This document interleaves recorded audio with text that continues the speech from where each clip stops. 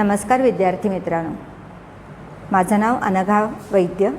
मी मित्रमंडळ एज्युकेशन सोसायटीच्या सौ सुंदरदेवी राठी हायस्कूल या शाळेमध्ये विज्ञान हा विषय शिकवते. आज आपण विज्ञान भाग 2 इयत्ता 10वीमधला विज्ञान भाग 2 मधला पहिला जो धडा आहे, अनुवंशिकता व उत्क्रांती, या पाठाविषयी बघणार आहोत.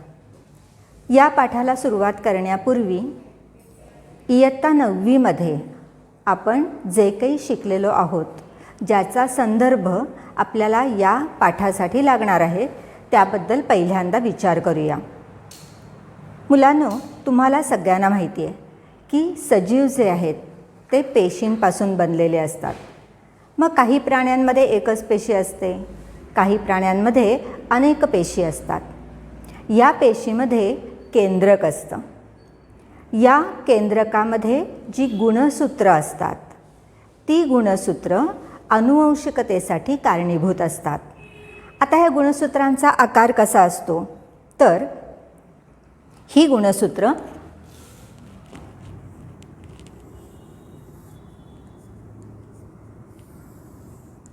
या आकारामध्ये असतात. या गुणसूत्रांच्या ज्या भुजा आहेत, ती प्रत्येक भुजा DNA साखळीने बनलेली असते. म्हणजेच समजा आपण ही एक भुजा घेतली, तर या भुजेमध्ये अशी जी साखळी असते ती DNA रेणूंपासून बनलेली असते. आता DNA म्हणजे काय, तर डायऑक्सी रायबोन्यूक्लिक ॲसिड हे एक प्रकारचं आम्ल आहे. या आम्लाच्या रेणूपासून या गुणसूत्रांच्या भुजा ज्या आहेत त्या तयार झालेल्या असतात. कारण हा महत्त्वाचा मुद्दा आहे, कारण आपल्याला 10वीमध्ये याच्या संदर्भात अजून माहिती घ्यायची. त्यामुळे 9वीमध्ये आपण काय शिकलो ते थोडंसं आपण त्याची उजळणी करणार आहोत. तर ही आहे गुणसूत्राची रचना. हा जो DNA आहे, हा या गुणसूत्रांमध्ये असतो. आता ह्या DNAचे जे रेणू आहेत, म्हणजे त्याची जी रचना आहे ती सर्पिल आकार, ज्याला आपण द्विसर्पिल आकार म्हणतो. म्हणजे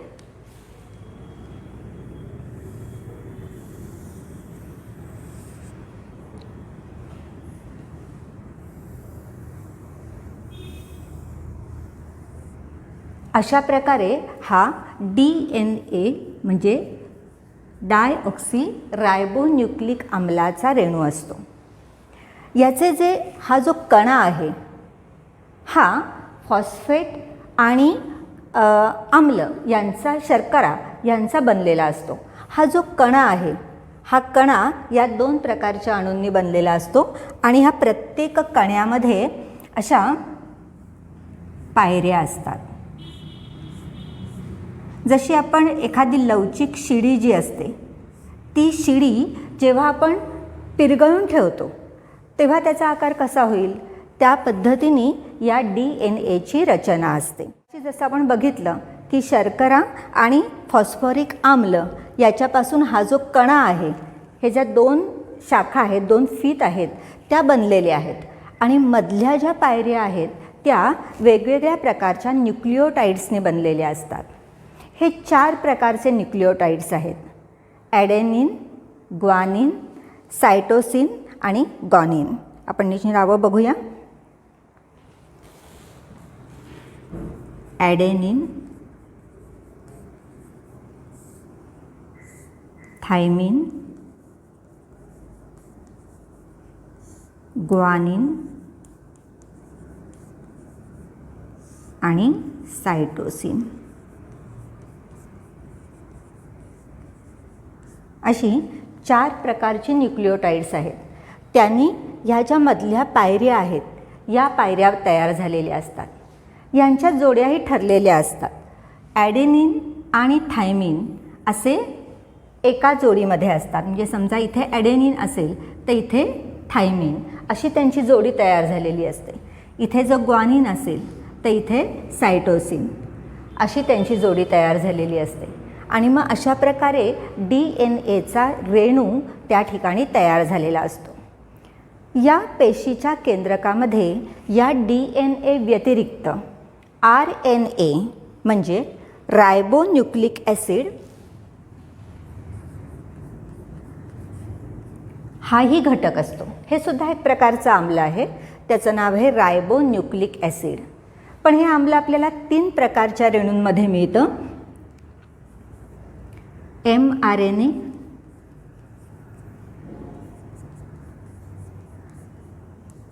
tRNA आणि rRNA. हा जो रायबोन्यूक्लिक आम्लाचा जो अणू आहे तो अणू ह्या पेशीच्या केंद्रकांमध्ये 3 प्रकारांनी आपल्याला आढळतो. आता ह्याची रचना कशी असते तर ह्याच्यामध्ये सुद्धा म्हणजे हे जे 3 प्रकार आहेत त्याच्यामध्ये सुद्धा रायबोज शर्करा, फॉस्फेटचा रेणू आणि एक नायट्रोजनयुक्त पदार्थांचा रेणू अशांनी हा RNA बनलेला असतो. आता हे जे आपण 3 प्रकार बघतोय mRNA, tRNA आणि rRNA या प्रत्येकाचं कार्य वेगवेगळं आहे. काय काम करतात हे तर त्यातला हा जो mRNA आहे ज्याला आपण मेसेंजर RNA असं म्हणतो तो पेशी केंद्रकामध्ये असलेल्या जनुकांमधील, आता पेशी केंद्रक जे आहे पेशीच्या केंद्रकात गुणसूत्र आहेत, गुणसूत्रामध्ये DNA आहेत आणि ह्या DNAचा जो एखादा जर खंड घेतला तर त्याला आपण म्हणतो जनुके. बघा कसा क्रम आहे. पेशीचं केंद्रक, केंद्रकामध्ये गुणसूत्र, ही गुणसूत्र DNAनी बनलेली आहेत आणि त्या DNAचा जर आपण एखादा खंड घेतला तर त्याला आपण म्हणतो जनुके. आता आपण ह्याचा अर्थ बघूया. पेशी केंद्रकामध्ये असलेल्या जनुकांमधील अर्थात DNAच्या साखळीवरील प्रथिनांच्या निर्मितीविषयीचा संदेश पोचवण्याचं काम हा mRNA करतो. मेसेज पाठवतो की हे प्रथिन तयार करायचं आहे पेशीकडे. तर तो मेसेज पाठवण्याचं काम, निरोप पाठवण्याचं काम हा mRNA करत असतो. त्यानंतरचा जो आहे तो म्हणजे tRNA. हा mRNAवरचा जो संदेश आहे हा संदेशानुसार अमिनो आम्लांच्या रेणूंना रायबोझोमपर्यंत आणण्याचं काम करतो. कारण रायबोझोम हे ऊर्जा निर्मितीचं केंद्र आहे पेशीमधलं आणि त्यामुळे त्यांच्यापर्यंत निरोप पोहोचवणं गरजेचं आहे.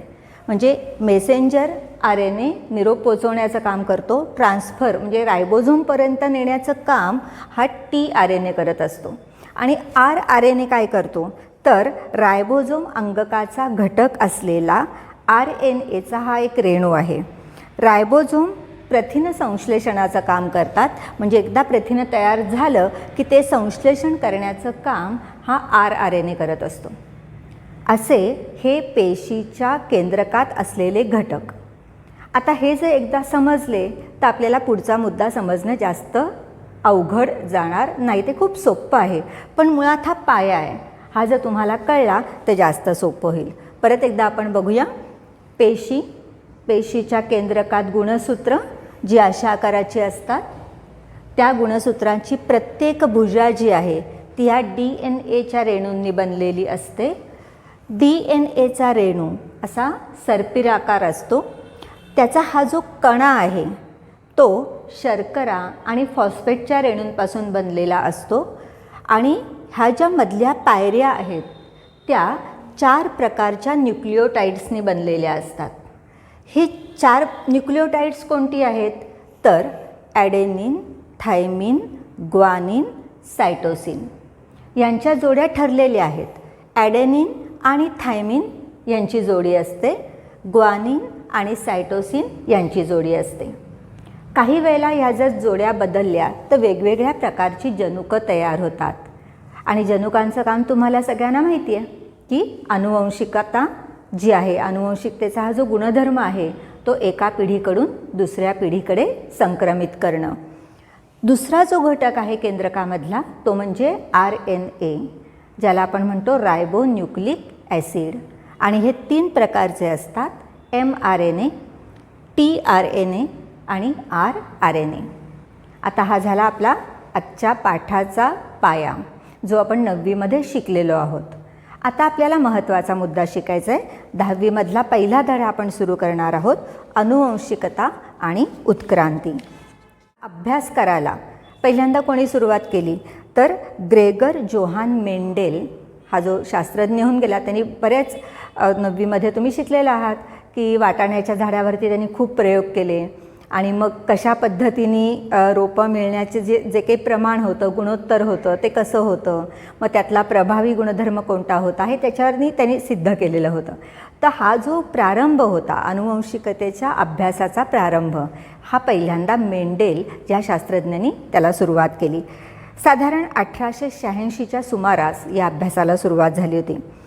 त्यानंतर 1901 साली ह्युगो द रिस यांनी उत्परिवर्तनाचा सिद्धांत मांडला. म्हणजे काही वेळेला गुणधर्म एका पिढीतून दुसऱ्या पिढीमध्ये येताना त्याच्यामध्ये काहीतरी परिवर्तन झालेलं दिसतं जेव्हा जनुकांमध्ये बदल होतो.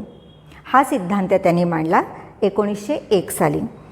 त्यानंतर 1902 साली वाल्टर सटन यांनी नाकतोड्याच्या पेशींमध्ये पहिल्यांदा त्यांना गुणसूत्रांच्या जोड्या असतात हे आढळलं.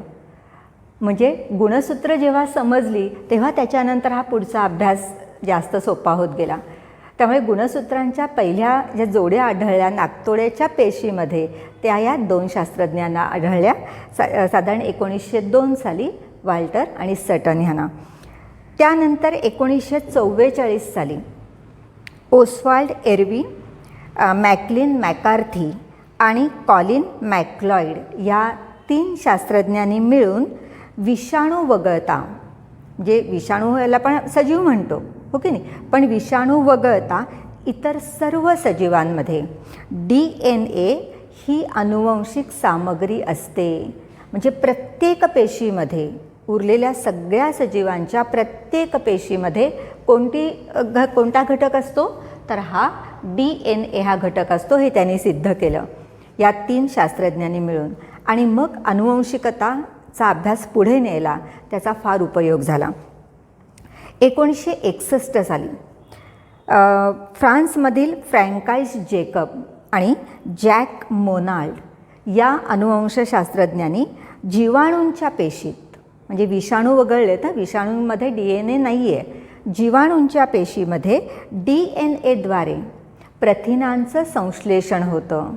म्हणजे जसं आपण आता बघितलं की नाही की DNAचा घटक म्हणजे जनुके, त्याच्याशिवाय दुसरा घटक आहे RNA, आणि हा जो RNA आहे, rRNA आहे, तो प्रथिन संश्लेषणाचं काम करतो आहे, प्रथिनं शोषून घेण्याचं काम करतो आहे. तर ते पहिल्यांदा या शास्त्रज्ञांनी सिद्ध केलं. त्यानंतर अनुवंशिकाचा म्हणजे आता एकदा का ह्या शास्त्राच्या अभ्यासाला सुरुवात झाली की मग त्याचा कुठे कुठे आपल्याला उपयोग करता येतो आहे, आणि ते खूप महत्त्वाचं आहे. ते म्हणजे वेगवेगळ्या विकृती असतात. काही वेळेला एखादं बाळ जन्माला येताना अनुवंशिकतेनुसार काही विकृती त्याच्यामध्ये येतात. त्याचं निदान करण्यासाठी, ते बाळ जन्माला येण्याच्या आधीच त्याच्याबद्दल त्याच्या पालकांना माहिती देण्यासाठी, प्रतिबंध करण्यासाठी, जर काही असं असेल तर त्याला काय प्रतिबंध करता येईल, काय बदल करता येईल याचासुद्धा विचार केला जातो. उपचार करण्यासाठी, तसेच प्राणी संकर आणि वनस्पती संकर करण्यासाठी. संकर म्हणजे काय माहिती असेल की खूप चांगले गुणधर्म 2 वनस्पतींमध्ये आहेत, पण या एका वनस्पतीमध्ये एक छान गुणधर्म आहे. म्हणजे आपण एक उदाहरण घेऊया की समजा 2 फळांची झाडं आहेत. एका झाडाला खूप छान फळं येत आहेत पण त्यांचा रंग खूप सुंदर आहे, चव थोडीशी कमी आहे. दुसऱ्या प्रकारचं झाड आहे, त्या झाडाला फळं येत आहेत, त्याचा रंग थोडा कमी आहे पण चव अप्रतिम आहे. आता हे जे 2 चांगले गुणधर्म आहेत ते जर आपल्याला एका झाडामध्ये आणता आले तर की येणाऱ्या फळांचा रंगही सुरेख असेल आणि त्यांची चवही उत्तम असेल. अशा प्रकारे संकर करण्यासाठी, चांगले गुणधर्म त्या वनस्पतीचे एका वेगळ्या प्रजातीमध्ये आणण्यासाठी या अनुवंशशास्त्राचा उपयोग केला जातो आहे. त्याशिवाय सूक्ष्मजीवांचा जिथे वापर होतो तिथे औद्योगिक प्रक्रिया ज्या केल्या जातात त्याच्यामध्ये याचा वापर केला जातो. तर अशा प्रकारे अभ्यासाला सुरुवात झाली साधारण 1886मध्ये आणि साधारण 1961 पर्यंत बऱ्यापैकी या शास्त्राचा विकास झालेला होता आणि मग त्याचा हळूहळू उपयोगही करायला सुरुवात झाली. आता आपल्याला मुद्दा बघायचा आहे तो म्हणजे प्रतिलेखन. म्हणजे DNA मध्ये काय काय घडतं ते आपल्याला बघायचं आहे. प्रतिलेखन, भाषांतरण आणि स्थानांतरण म्हणजे काय? प्रतिलेखन म्हणजे याला इंग्रजीमध्ये आपण ट्रान्स्क्रिप्शन म्हणतो. ट्रान्स्क्रिप्ट करायचे एखादी, आपल्याला त्याचं रचना बदलायची किंवा त्याचं वेगळ्या स्वरूपात त्याला आणायचं आहे, तर त्याला आपण म्हणतो प्रतिलेखन. आता हे कसं होतं त्याच्याबद्दल बघूया. मगाशी आपण बघितलं की DNA ची रचना असते सर्पिलाकार, बरोबर आहे, आणि त्याच्यामध्ये 4 प्रकारचे न्यूक्लिओटाइड्स असतात. DNA असलेली ही जी जनुकं आहेत, ती जनुकं RNAच्या मदतीने, मगाशी आपण 3 प्रकारचे RNA पण बघितले, mRNA, tRNA, rRNA. हा जो DNA आहे तो DNA RNAच्या मदतीने पेशीच्या कामकाजात भाग आणि शरीराच्या रचना आणि कार्य यांच्यावर नियंत्रण ठेवण्याचं काम करत असतो. आता काम तर कळलं, कशासाठी आहे ते DNA आणि RNA? आहेत कुठे ते आधी? तर पेशीच्या केंद्रकात आहेत. हे दोघं मिळून काय करतायत? तर पेशीच्या कार्यावर नियंत्रण ठेवण्याचं काम करतात.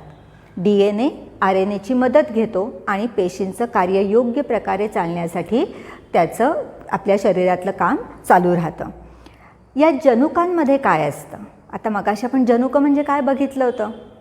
तर DNA जे सर्पिलाकार त्याची रचना आहे, त्यातला एक जर खंड आपण घेतला, खंड म्हणजे तुकडा, त्यातला एक जर आपण खंड घेतला तर त्याला आपण म्हणतो जनुके, बरोबर आहे. आता ह्या जनुकांमध्ये काय असतं? तर ह्या जनुकांमध्ये योग्य प्रथिनांची निर्मिती होणं मुळात आवश्यक असतं. जी प्रथिनं अत्यंत गरजेची आहेत शरीरासाठी, तीच प्रथिनं तयार होणं हे महत्त्वाचं काम, हे महत्त्वाचं उद्दिष्ट या जनुकांकडे असतं. ह्या प्रथिनविषयक निर्मितीची माहिती, आता ही प्रथिनं निर्माण तर करायची आहेत, पण त्याच्याबद्दल माहिती पाहिजे आधी त्यांच्याकडे, तर ती माहिती ह्या जनुकांमध्ये साठवलेली असते. बघा, म्हणजे प्रथिन निर्मितीचं काम, त्या प्रथिनं अशी अशी निर्माण करायची आहेत, हा मेसेंजर RNA mRNA देत असतो की नाही, हा मेसेज देत असतो त्या पेशींकडे. तर तो मेसेज देण्यासाठी योग्य प्रकारची प्रथिनं निर्माण करायची आहेत, पण त्याची माहिती आधी ह्या जनुकांमध्ये साठवलेली असते. जनुकं म्हणजे DNAचा एक खंड. तर या जनुकांमध्ये प्रथिनविषयक माहिती साठवलेली असते. DNAमुळे RNAच्या माध्यमातून, RNAचं माध्यम तर महत्त्वाचं आहेच, DNA महत्त्वाचं काम करणारे, तर हा DNA या RNAच्या माध्यमातून ही प्रथिन निर्मिती करत असतो. ही प्रथिन निर्मिती होत असते, त्याला म्हटलं जातं सेंट्रल डोग्मा. हा एक वेगळा शब्द आहे, सेंट्रल डोग्मा. सेंट्रल डोग्मा म्हणजे काय? तर DNA RNAच्या मदतीने प्रथिनांची निर्मिती करतो. इतकं सोपं लक्षात ठेवा. DNA RNAच्या मदतीने जेव्हा प्रथिनांची निर्मिती करत असतो, तेव्हा त्या क्रियेला काय म्हटलं जातं? Central dogma. आता DNAचे जे 2 धागे आपण बघितले, परत एकदा आकृती बघूया. सर्पिलाकार असे हे धागे असतात आणि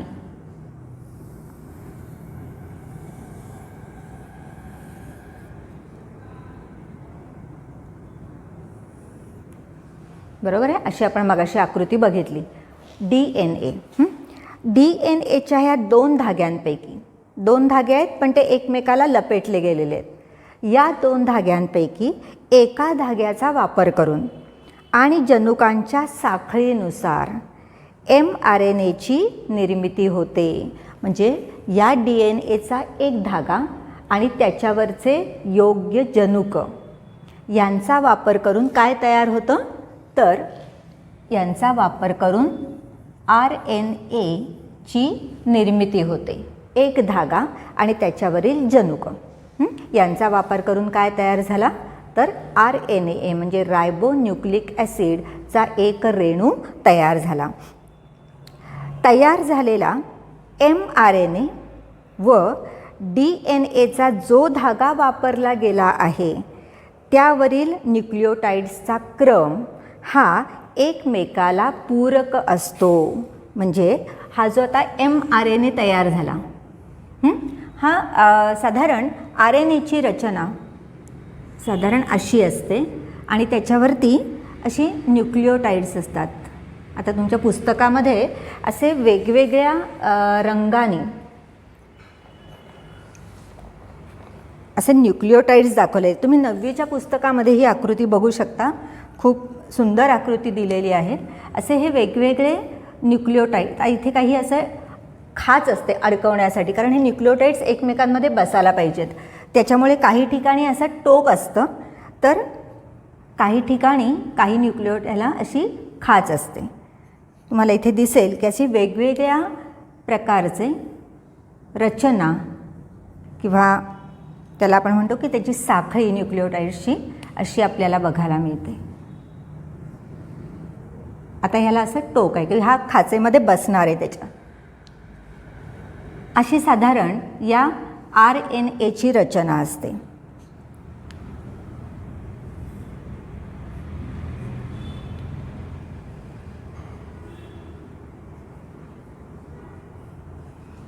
अशी साधारण या RNAची रचना असते. आत्ता आपण काय बघितलं की DNAचा एक धागा आणि त्याच्यावरचे जे काही न्यूक्लिओटाइड्स आहेत त्याच्यापासून हा mRNA तयार झाला, मेसेंजर RNA तयार झाला. हा जो RNA आहे त्याची रचना अशा पद्धतीने आहे, त्याच्यावरती न्यूक्लिओटाइड्स असतात. हा न्यूक्लिओटाइड आणि ह्याच्यावरचे न्यूक्लिओटाइड्स एकमेकाला मॅच होतील, एकमेकाला पूरक असतील, अशा प्रकारे त्यांची जोडणी केलेली असते.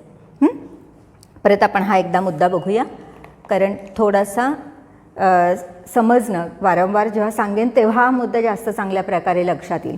हा मुद्दा आपण परत एकदा बघूया. DNAच्या 2 धाग्यांपैकी एका धाग्याचा वापर करून आणि जनुकांच्या साखळीनुसार, जनुक आहेत त्याच्यावरती, त्या जनुकांच्या साखळीनुसार mRNAची निर्मिती होते.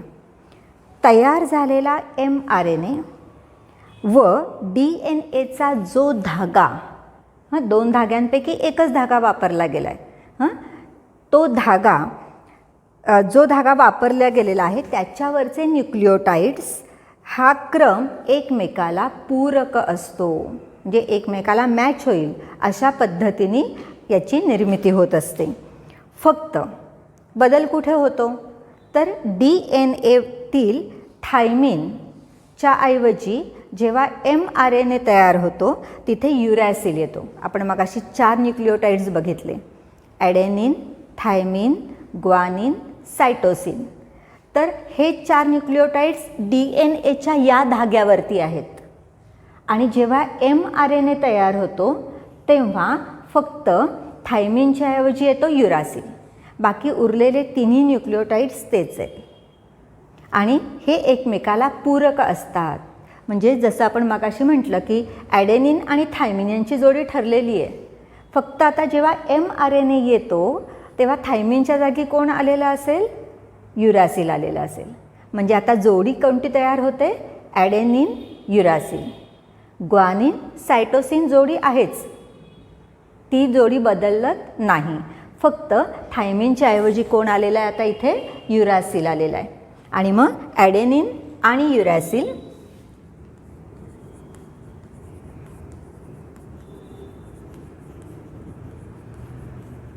आणि ग्वानिन आणि सायटोसिन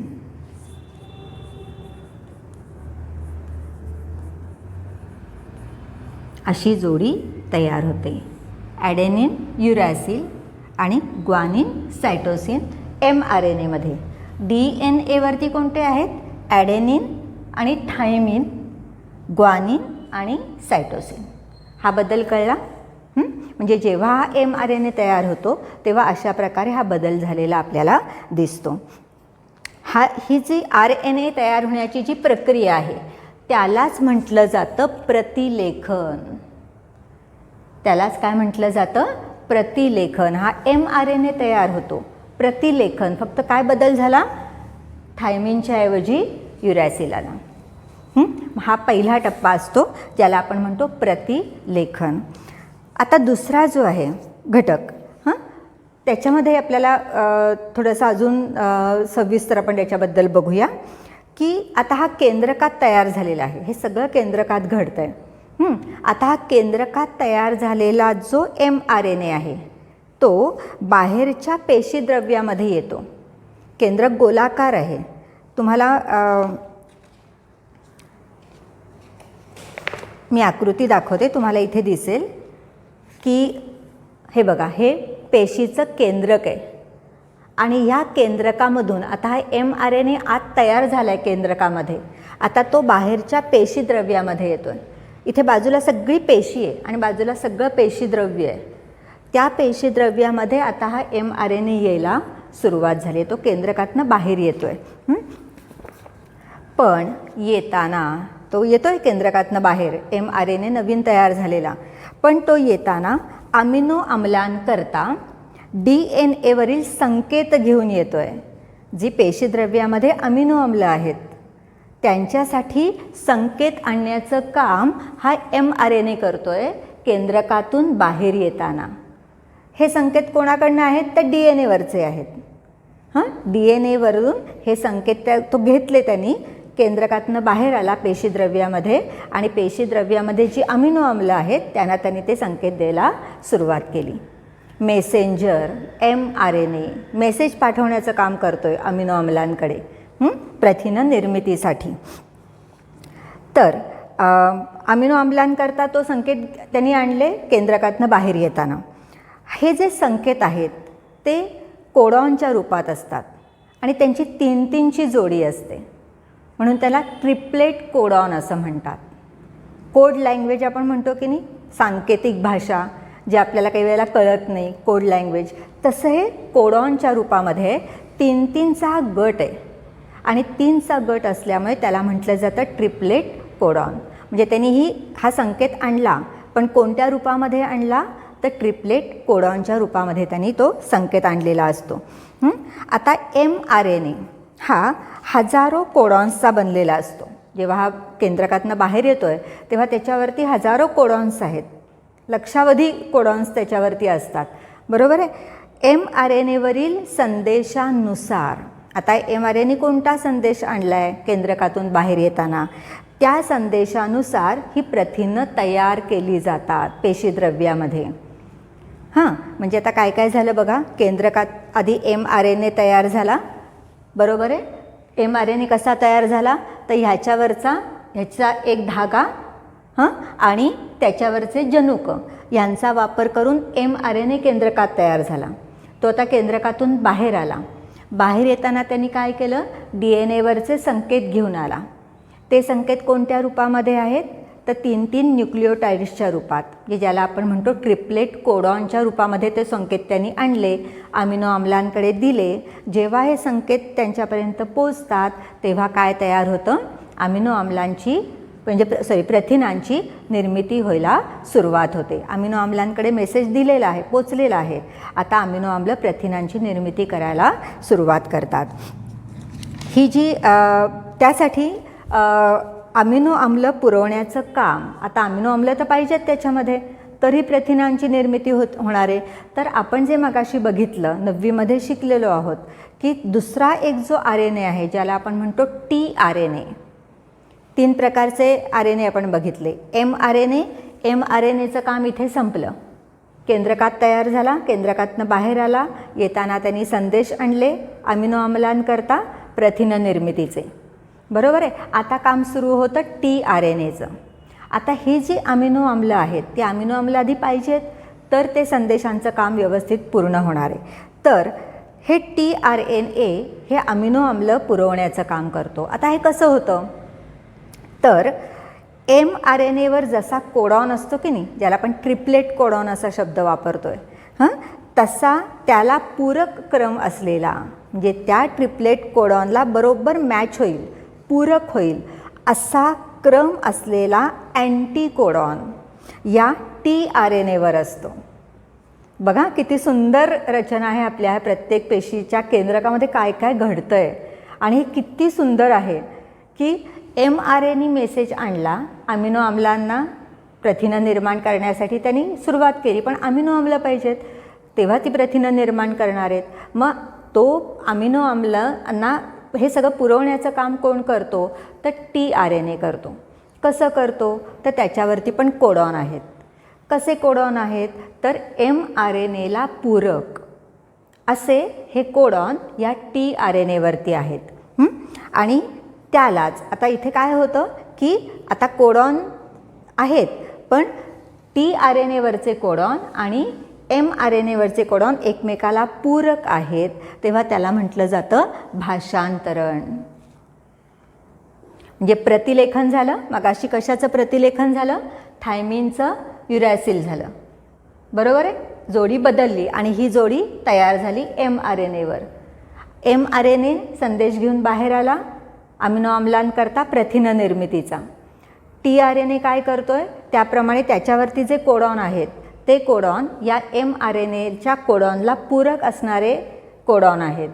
त्यामुळे तिथे काय झालं तर त्या tRNAचे कोडॉन mRNAचे कोडॉन एकमेकाला पूरक असल्यामुळे तिथे आता पुढची क्रिया सुरू झाली. त्यालाच आपण म्हणतो भाषांतरण. आता tRNA, आता mRNAचं काम संपलं. tRNAचे कोडॉन mRNAचे कोडॉन मॅच झालेत. आता आपण पुढे जाऊया.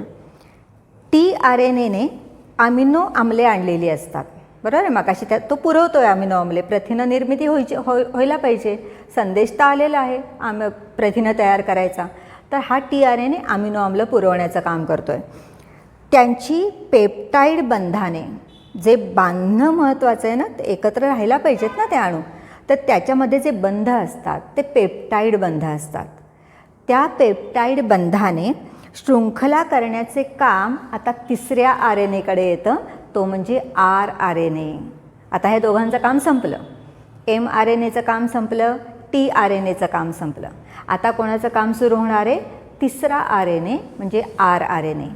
आता हे जे सगळे तयार झालेली आहेत अमिनो आम्ल, ते त्यांची अमिनो आम्ल पुरवली आहेत tRNA, बरोबर आहे. आता त्याने पेप्टाईड बंधाने बांधण्याचं काम हा rRNA करत असतो. त्याचवेळी mRNAवर रायबोझोम, आता रायबोझोम शब्द तुम्ही ऐकला आहे, पेशीमध्ये असतो की नाही, ज्याला ऊर्जेचा कारखाना म्हणतो आपण, की खूप ऊर्जा त्याच्यामध्ये निर्माण होत असते. जे काही जीवद्रव्य असतं आजूबाजूला, त्याला जे पोषक घटक मिळत असतात, त्याच्यामधून ही ऊर्जा निर्माण होत असते, म्हणून आपण त्याला ऊर्जेचा कारखाना असं म्हणतो. हा जो रायबोझोम आहे हा आता ह्याच्यामध्ये महत्त्वाची भूमिका बजावणार आहे. mRNAवर रायबोझोम एका टोकाकडून दुसऱ्या टोकाकडे एक ट्रिपलेट कोडॉनच्या अंतराने सरकत जातो. म्हणजे तीन गट आहे ना, तो तीनचा गट हळूहळू पुढे जात राहतो. कधी? या rRNAचं काम आता सुरू झालं आहे.